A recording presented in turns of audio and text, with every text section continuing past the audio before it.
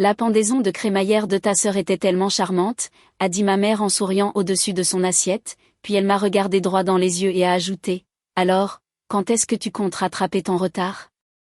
Quelque chose s'est brisé dans ce restaurant calme, des années de comparaison m'ont comprimé la poitrine d'un coup, ma sœur s'est arrêtée, son verre à mi-chemin des lèvres, mon beau-père a enfin levé les yeux de son téléphone et même le serveur a hésité à s'approcher. Je ne me sentais pas en colère, je me sentais lucide. J'ai posé ma fourchette, j'ai croisé le regard de ma mère et je lui ai répondu calmement, sans excuse, sans explication, et ce que j'ai dit ensuite n'était pas fort, ce n'était pas cruel, mais ça a changé la façon dont ma famille me regardait pour toujours.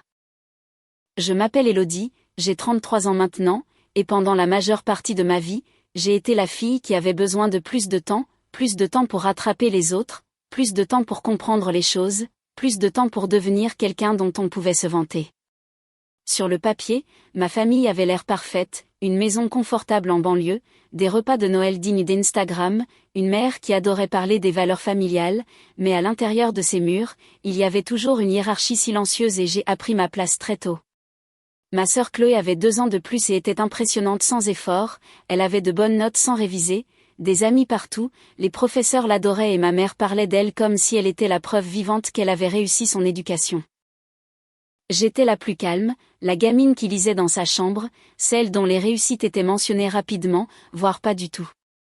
Après la séparation de mes parents, ma mère s'est remariée et Laurent a emménagé avec ses opinions faciles et son talent pour rester neutre, ce qui signifiait en réalité rester silencieux, il n'était jamais à l'origine du favoritisme, mais il ne l'arrêtait jamais non plus. Au dîner, les histoires de Chloé prenaient toute la place, les miennes recevaient de simples hochements de tête. J'ai payé mes études toute seule, j'ai enchaîné les petits boulots que je n'aimais pas pour pouvoir m'offrir la vie que je voulais plus tard, je n'annonçais pas mes projets car j'avais appris que si on parlait trop tôt, quelqu'un déciderait qu'on n'était pas encore à la hauteur.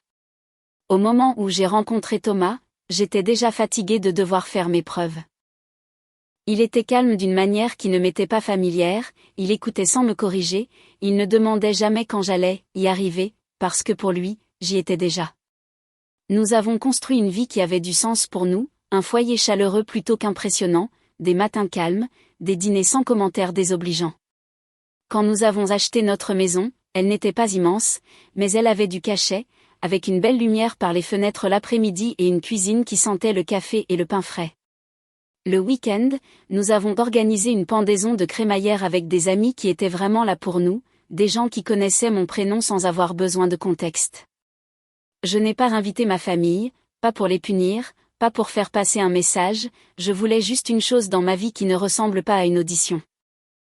Bien sûr, ils ont fini par le remarquer et quand ça a été le cas, les questions ont commencé doucement au début, curieuses, puis plus tranchantes, car dans ma famille, le succès n'était réel que si tout le monde pouvait le voir, et j'allais apprendre à quel point les gens deviennent mal à l'aise quand on arrête de demander la permission. Au début, les questions étaient déguisées en curiosité. Alors, dans quel quartier avez-vous acheté finalement, a demandé ma mère un après-midi sur un ton léger, presque enjoué, avant d'ajouter rapidement, oh, ce quartier-là, comme si elle remplissait un blanc que je n'avais pas demandé. Je gardais mes réponses courtes, en ville, un quartier calme, rien d'extravagant, et plus je restais neutre, plus elle semblait mal à l'aise. Chloé a adopté une approche différente, elle m'envoyait des SMS tard le soir pour demander des photos, des détails sur la cuisine, le jardin. Si nous prévoyions de rénover, chaque question ressemblait à un mètre ruban qu'on étirait juste assez pour voir où je me situais par rapport à elle. Quelques semaines plus tard, la vraie raison a fait surface lorsque nous avons croisé Nicolas, le mari de Chloé, dans un supermarché près de chez nous. Il avait l'air fatigué d'une manière qui n'avait rien à voir avec une longue journée de travail, ses épaules s'affaissaient, son sourire arrivait en retard, et quand il a mentionné leur maison, sa voix a baissé, « C'est beaucoup », a-t-il dit prudemment, le crédit, les factures, les choses s'accumulent plus vite qu'on ne le pense. Je n'ai pas insisté, je n'en avais pas besoin, le silence entre ces mots me disait tout. Après ça, les appels de ma mère ont changé, elle a arrêté de poser des questions sur ma maison et a commencé à parler de stress, de la difficulté de la situation pour Chloé, de la façon dont la famille devrait être présente quand les temps sont durs. Puis elle l'a dit, tu t'en sors bien maintenant, mieux que ce qu'on espérait honnêtement, peut-être que tu pourrais aider un peu, juste le temps que les choses se stabilisent. Aider, voulait dire de l'argent, Pas des conseils, pas du soutien, de l'argent. J'ai fixé les papiers sur mon bureau après cet appel, des chiffres que j'avais gagnés lentement et prudemment, j'ai pensé aux années où j'avais travaillé sans aide, à la façon dont personne n'était intervenu quand je m'en sortais à peine, et à la façon dont le succès me rendait soudainement utile. Quand j'ai dit non, l'atmosphère a changé. Ma mère n'a pas argumenté au début, elle avait l'air blessée, déçue, comme si j'avais échoué à un test invisible. Laurent a envoyé un message sur le sens des responsabilités, Chloé est restée silencieuse puis a refait surface avec une seule phrase, « Je ne pensais pas que tu serais comme ça. » C'est là que les invitations ont cessé, plus de dîners décontractés, plus d'anniversaires, plus de nouvelles, à moins qu'elles ne soient accompagnées de culpabilité. J'étais de nouveau exclue du cercle, sauf que cette fois, ce n'était pas parce que je n'en avais pas fait assez, c'était parce que je refusais de réparer ce que je n'avais pas cassé. Un soir, assise sur le canapé avec Thomas, je l'ai finalement dit à voix haute, « Je crois qu'ils ne veulent de moi que quand je suis utile. » Il ne s'est pas précipité pour me réconforter, il a juste hoché la tête et a dit doucement, « Alors la question est, quel accès es-tu prête à donner à des gens qui ne te voient pas vraiment ?»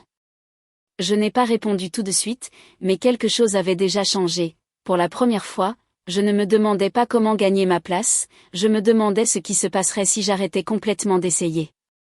Le silence de ma famille n'a pas explosé d'un coup, il s'est d'abord effrité, les SMS ont cessé d'arriver, les conversations de groupe se sont tues, je voyais les photos plus tard, postées par quelqu'un d'autre, preuve que les dîners et les anniversaires avaient toujours lieu, juste sans moi. Quand ma mère a finalement appelé, ce n'était pas pour s'excuser, c'était pour expliquer, « Tu as pris les choses trop à cœur », a-t-elle dit comme si elle parlait d'un malentendu au sujet du dessert, « Chloé est sous pression, tu aurais pu être plus solidaire. » Solidaire ? Le mot restait entre nous comme un piège. Je lui ai demandé à quoi ressemblait la solidarité quand je cumulais 2 emplois et que j'étudiais tard dans la nuit, quand j'ai acheté ma première voiture toute seule, quand j'ai construit ma carrière discrètement sans aide, elle a changé de sujet. Laurent a envoyé un SMS ensuite, un long message sur la famille qui doit rester soudée, sur l'argent qui va et vient mais les relations qui durent, sans mentionner à quel point les relations semblaient disparaître rapidement quand l'argent n'était plus sur la table.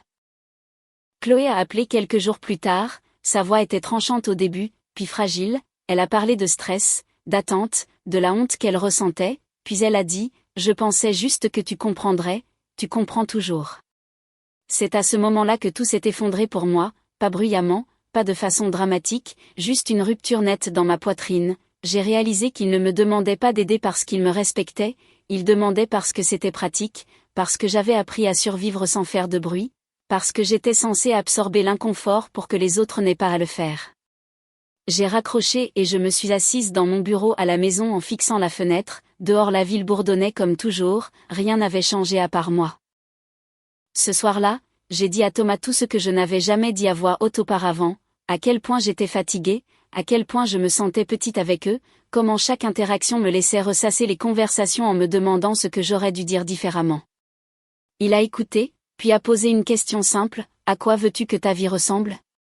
Le mot paix m'est venu à l'esprit immédiatement, par approbation, pas éloge, paix.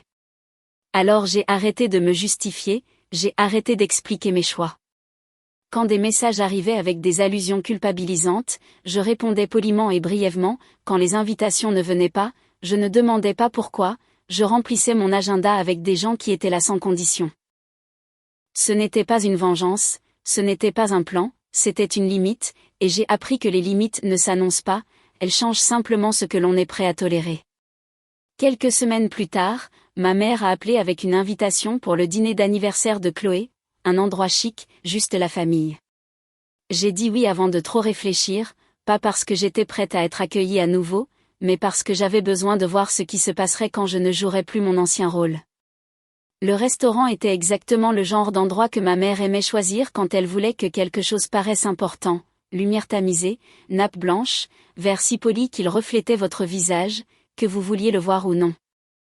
Chloé était déjà là quand Thomas et moi sommes arrivés, elle avait l'air impeccable d'une manière qui demande des efforts, coiffure parfaite, maquillage parfait, le genre de perfection qui semblait tendue, comme si elle risquait de se fissurer si elle se détendait une seule seconde. Maman l'a serrée dans ses bras en premier, Laurent a suivi, j'ai attendu mon tour, debout avec un sourire poli qui n'atteignait pas mes yeux. Le dîner a commencé comme toujours, des banalités, des nouvelles qui n'en étaient pas vraiment, Chloé parlait boulot, maman ajoutait les détails que Chloé ne mentionnait pas, Laurent hochait la tête au bon moment, personne ne m'a demandé comment j'allais. J'ai regardé ma mère couper sa viande, prenant son temps, savourant l'instant, puis elle a souri, ce même sourire qu'elle avait arboré 1000 fois auparavant. La pendaison de crémaillère de ta sœur était tellement charmante, a-t-elle dit comme si elle partageait un souvenir précieux, tout le monde en parle encore. Chloé a levé les yeux, ravie, Laurent a murmuré quelque chose d'approbateur, puis ma mère s'est tournée vers moi. Alors, a-t-elle dit légèrement en penchant la tête, quand est-ce que tu comptes rattraper ton retard? Les mots ont atterri nets et tranchants, pas de colère, pas d'accusation, juste une supposition si profondément enracinée qu'elle ne l'entendait même pas comme une insulte. Pendant une seconde, tout a ralenti, j'ai remarqué le bourdonnement des conversations des autres tables, le cliquetis des verres, le poids de la fourchette dans ma main. J'ai pensé aux années où j'avais avalé des commentaires comme ça, aux fois où j'avais ri pour faire passer la pilule, aux nuits où je rentrais chez moi et je les repassais en boucle dans ma tête en me demandant ce qui clochait chez moi. J'ai posé ma fourchette, je ne me suis pas précipitée, je n'ai pas souri. J'ai fait la mienne l'année dernière, ai-je dit calmement. La table s'est figée, mais personne n'a encore parlé. Ma mère a cligné des yeux, essayant clairement de comprendre. La tienne? Qu'est-ce que tu veux dire? J'ai croisé son regard, ma pendaison de crémaillère. Thomas et moi l'avons faite l'année dernière. Chloé a froncé les sourcils, vous l'avez faite? Oui, ai-je dit, c'était une très belle soirée. La confusion de ma mère s'est transformée en autre chose, de la blessure peut-être, ou de l'incrédulité. Pourquoi tu ne nous l'as pas dit? J'ai pris une respiration lente et régulière, vous n'étiez simplement pas sur la liste des invités. Sa fourchette s'est figée à mi-chemin de sa bouche. Je n'ai pas élevé la voix, je ne me suis pas penchée en avant, je n'ai pas adouci mes propos non plus.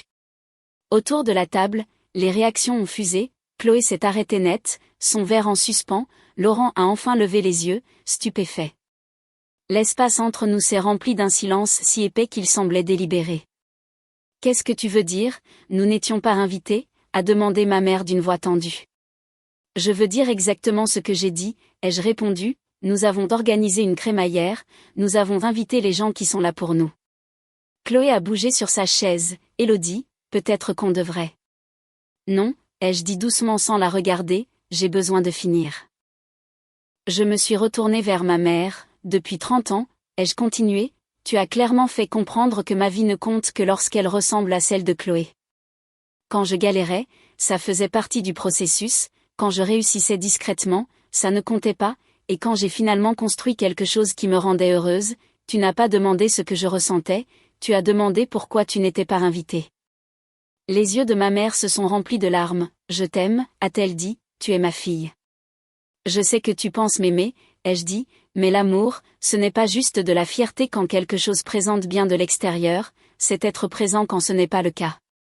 Laurent s'est raclé la gorge, c'est injuste, a-t-il dit, la famille fait des concessions les uns pour les autres, j'ai fait des concessions toute ma vie. J'ai répondu, ce que j'ai arrêté de faire, c'est de me sacrifier pour que les choses restent confortables. Chloé a baissé les yeux sur son assiette et quand elle a parlé, sa voix était calme, je ne réalisais pas que tu ressentais ça. Je l'ai cru, mais ça ne changeait rien. Je ne te blâme pas, ai-je dit, on était des enfants, tu as pris l'amour qu'on t'offrait, je l'aurais fait aussi, mais nous sommes des adultes maintenant et j'ai fini de faire semblant que cette dynamique est saine. Ma mère a secoué la tête, tu aurais pu nous le dire. Je l'ai fait, ai-je dit, mais pas avec des mots, je vous l'ai dit en construisant une vie qui ne tourne pas autour de votre approbation. Le silence s'est étiré, quelque part à côté quelqu'un a ri, la vie continuait autour de nous. Je me suis levée en attrapant mon portefeuille, je ne suis pas en colère, ai-je dit en posant de l'argent liquide sur la table, j'ai juste fini de m'excuser d'être qui je suis. Je me suis tournée vers Chloé, joyeux anniversaire, j'espère vraiment que tu trouveras ce que tu cherches. Puis je suis partie. Je ne me suis pas retournée pour voir si ma mère pleurait, si Laurent parlait ou si Chloé avait enfin levé son verre. Je savais déjà ce que je verrais, une famille choquée non pas par mes mots, mais par le fait que je les pensais enfin.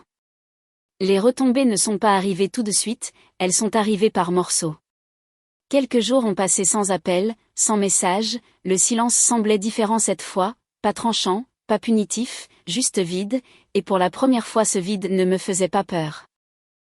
Chloé a été la première à refaire surface, pas pour argumenter, pas pour accuser, juste un court message disant qu'elle avait besoin d'espace. Je le lui ai donné, j'avais appris que la distance peut être une forme de clémence. Au cours des mois suivants, les choses ont changé de manière silencieuse, Chloé a déménagé dans plus petit, la grande maison a disparu de sa vie, remplacée par quelque chose de plus gérable, ses publications sur les réseaux ont changé aussi, moins de moments parfaits, plus de moments ordinaires, des livres, des promenades, un chien qu'elle a adopté et qui semblait infiniment reconnaissant d'être là. Ma mère a essayé de me contacter une fois, un message prudent, pas d'excuses, juste une ouverture, je ne me suis pas précipitée pour la combler. Thomas et moi avons repris nos routines, le café du matin dans la cuisine, les soirées qui se terminent sans tension, les amis qui rient facilement et restent trop longtemps. Notre maison semblait plus légère, comme si elle avait attendu que j'arrête de traîner ce vieux poids à travers la porte. Je ne me sentais pas triomphante, je ne me sentais pas coupable non plus, ce que je ressentais, c'était de la stabilité. Parfois, je repense encore à cette soirée au restaurant, à la fourchette suspendue en l'air, au silence qui a suivi. Ce silence n'a pas brisé ma famille, il m'a montré exactement où je me situais quand j'ai enfin décidé de me choisir. Pendant longtemps, j'ai cru qu'aimer signifiait faire plus d'efforts, être plus silencieuse, prouver que je méritais une place à la table, mais j'avais tort. L'amour ne vous demande pas de disparaître pour que les autres se sentent à l'aise, et le succès n'a pas besoin de public pour être réel. Si cette histoire vous a semblé familière, si vous avez déjà été comparé, négligé ou si on vous a fait sentir que vous étiez toujours en retard, vous n'êtes pas seul, vous n'êtes pas en retard, il ne vous manque rien, vous avez juste fini de courir la course de quelqu'un d'autre. Si cela a résonné en vous, partagez votre histoire dans les commentaires et abonnez-vous pour ne pas manquer la prochaine vidéo.